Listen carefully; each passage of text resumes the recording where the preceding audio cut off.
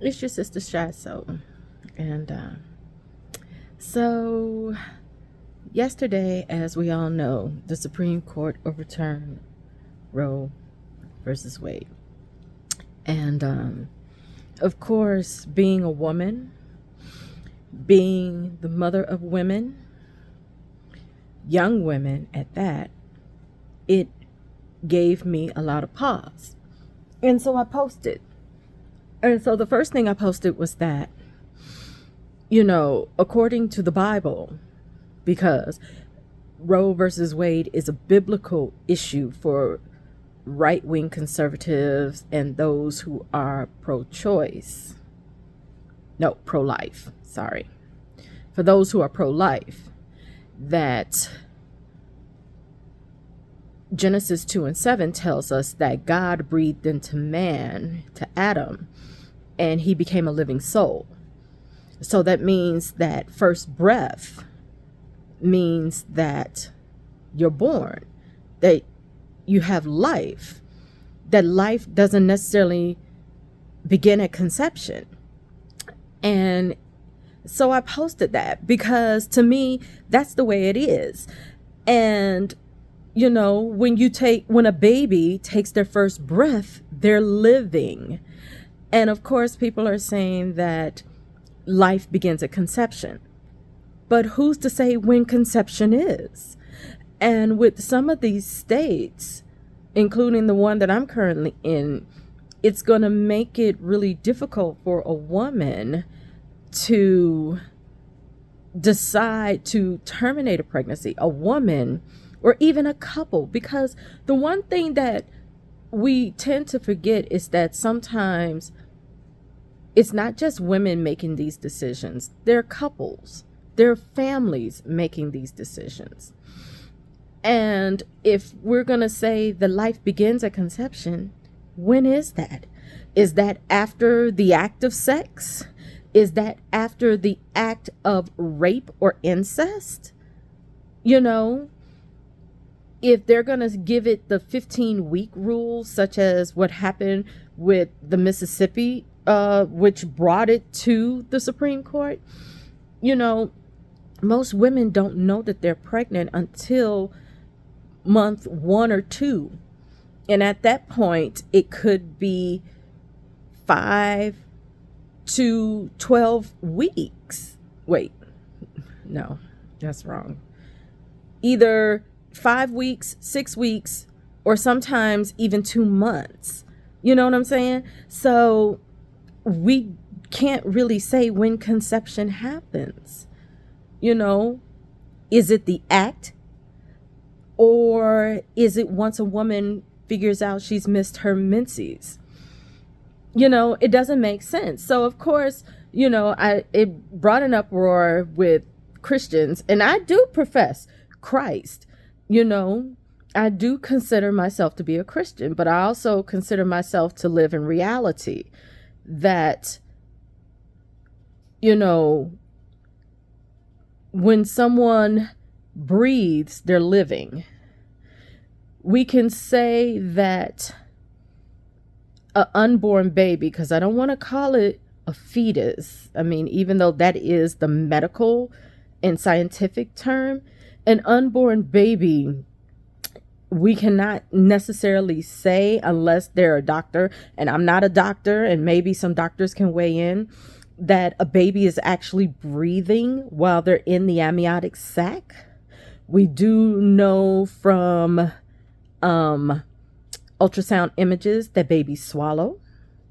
We also know that the baby receives nutrition through the umbilical cord, that a baby doesn't actually eat until the baby is outside of the mother's womb. And then a mother is able to provide for the baby. And yes, we can hear the baby's heartbeat. We can actually see limbs. That makes it a human being, but it doesn't necessarily make it a living being or a person, which means an individual, according to Oxford. because someone tried to say, oh, this is a person. But according to the Oxford Dictionary, a person is an individual. This individual unborn baby is dependent on the nutrition of the mother. And people were saying that, and one person that I absolutely respect was saying that, the book, the verse in Jeremiah saying that I knew you from before you were born. Yes, God can know us, but this isn't a biblical issue. Which it has become. This issue is about a woman's right to choose. Most conservative right-wing Christians, and even Christians, period, because a lot of these people I know that were responding are not right-wing, so feel as if the protection of the baby is more important than the protection of the mother. But what if a mother finds out that the baby's no longer viable?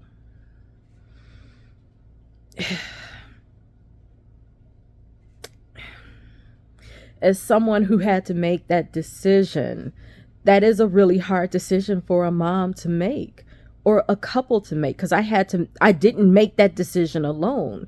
But then again, this happened to me when I was in a Catholic hospital. So my OBGYN had to go to the head of the hospital, who was a priest, a man, to find out if my son was viable, to do a DNC. And again, it was a decision that I didn't make alone. But at the same time, even if a couple decides that they're not ready, who are we to sit up here and say, oh no, you shouldn't do that. You shouldn't do that. Your baby, your baby, your baby. But the thing is, we don't know a person's circumstances. We don't know why they're making this decision. And it is a terribly difficult decision. People think that women do abortions as an easy way of birth control. Honey, they could just pop a pill. They could use an IUD. They could use a patch. There's so many different things to prevent pregnancy. Hell, the man could put on a freaking condom. How about that? But we put it all on the women.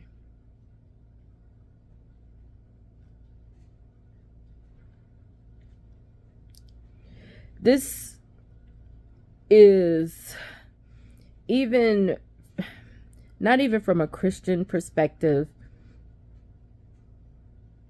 No, let me back up, because I want to say this. The one thing that upsets me about Christians is that we hijack everything. We want it to be our way or the highway. Like our way is the correct way. What we have to remember as Christians is that our biblical text, the Old Testament biblical text, is rooted in Judaism. And in Judaism, they don't say that a woman can't have an abortion because it's a mother's choice. It's a woman's choice, especially when it comes to a mother's health.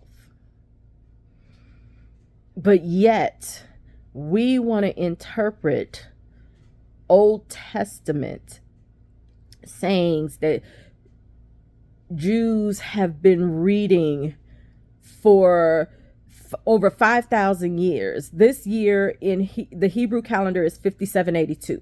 So they have been reading this for over 5,700 years. Okay?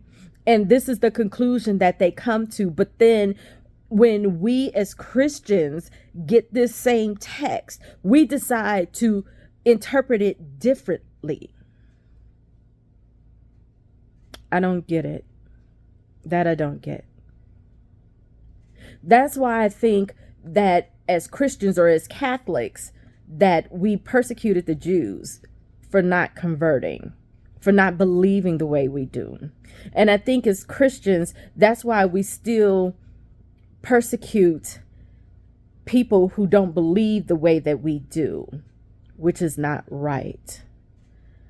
We have freedom of religion here in America.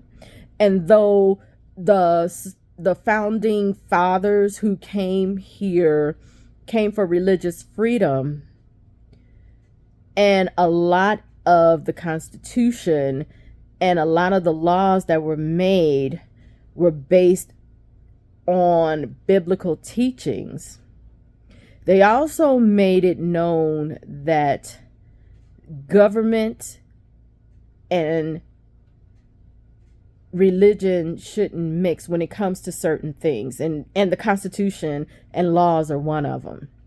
Even though a politician can have their own faith, but they cannot allow it to rule their decisions.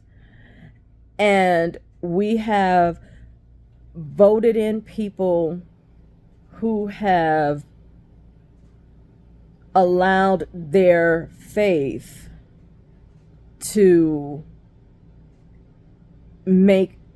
help them make their political decisions, and that's not right.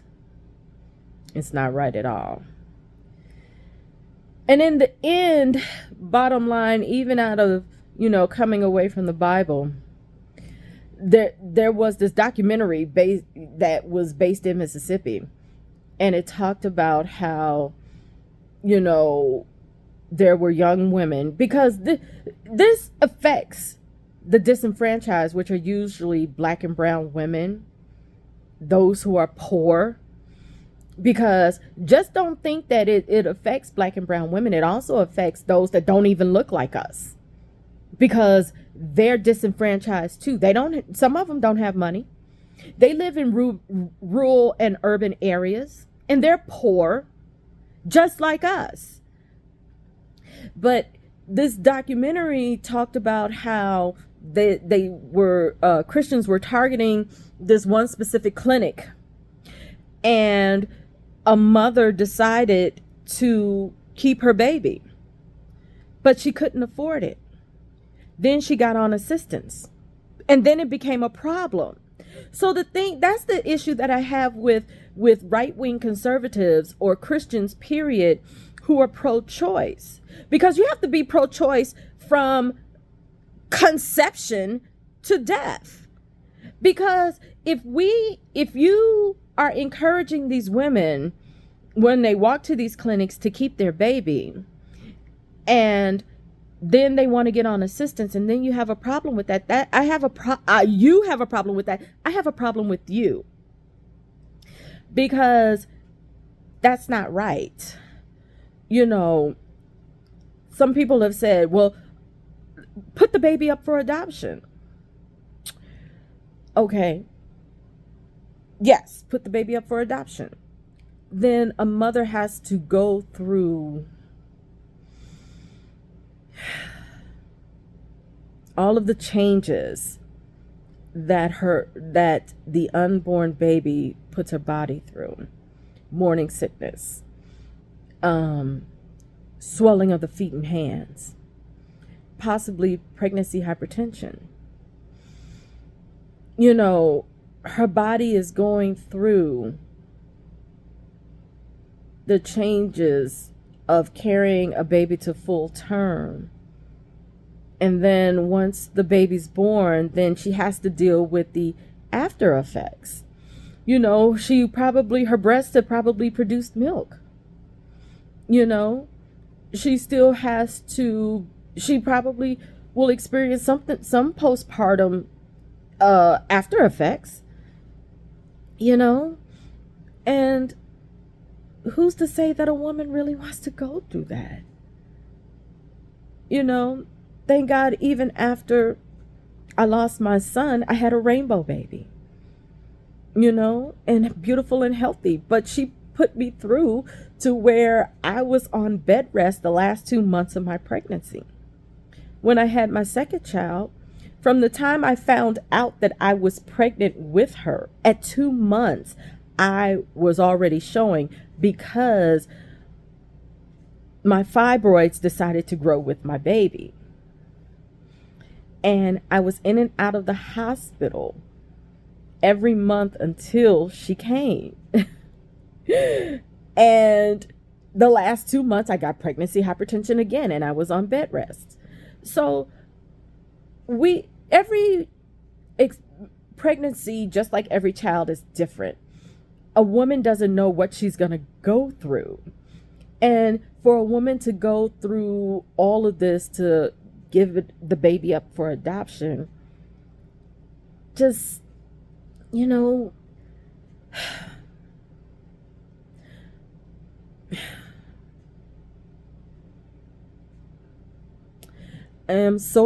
when I was growing up, I remember some of the older girls at church talking about women doing things to terminate pregnancies prior to Roe.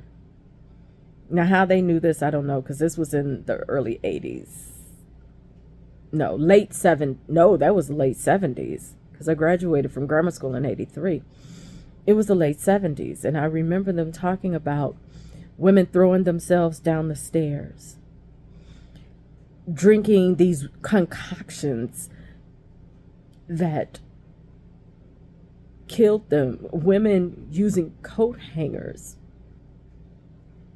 to putting them inside of themselves to attempt to reach the unborn baby, to yank it. Oh my God, just thinking about this, I don't want to see women have to do that.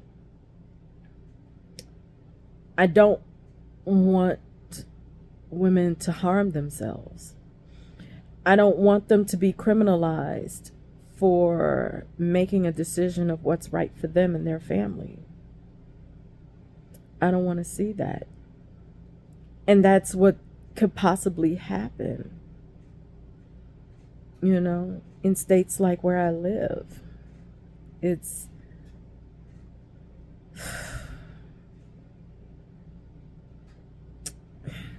I don't think everybody understands this. And usually it is men who make these laws that don't understand this.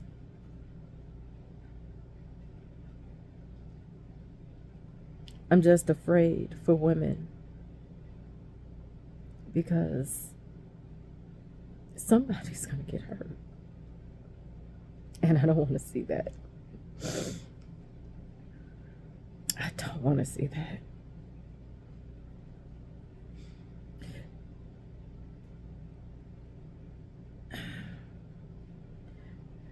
The bottom line is we need to stay out of women's wombs.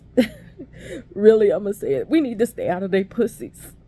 We need to stay out of women's pussies. We need to allow them to make decisions that are best for themselves. I'm just afraid that women are going to die.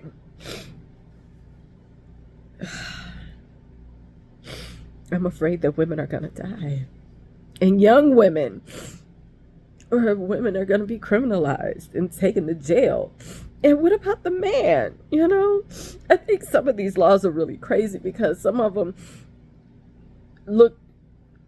overlook women who have been raped and those who have gotten pregnant by incest. You know, that's crazy. And it makes me think that in those particular states, I think it was Georgia and some other southern state, that a lot of incest happens. And so there's a lot of inbreeding. How about that? But I just think we as Christians need to respect a person's right to choose whatever sin they're going to commit. You know, if there is a law that they break, let the law handle it, right? And then let God handle them. Hopefully they seek repentance. You know, we just really need to leave people alone and let them do whatever it is they're going to do. Because Jesus told the disciples to go out and share the good news. We could do that, but we're not supposed to ram it down people's throats. We're not supposed to do that. And as Christians, we just need to stop. We really, really need to stop. Once you give the word to someone, it is on them to accept it or not. If someone commits a sin, even if we commit sins, we're supposed to seek repentance and ask God for forgiveness. I just don't want women to get hurt. And I'm afraid that's what's going to happen. And as a mother of young women, I don't want to see that happen. Okay, I'm going to stop.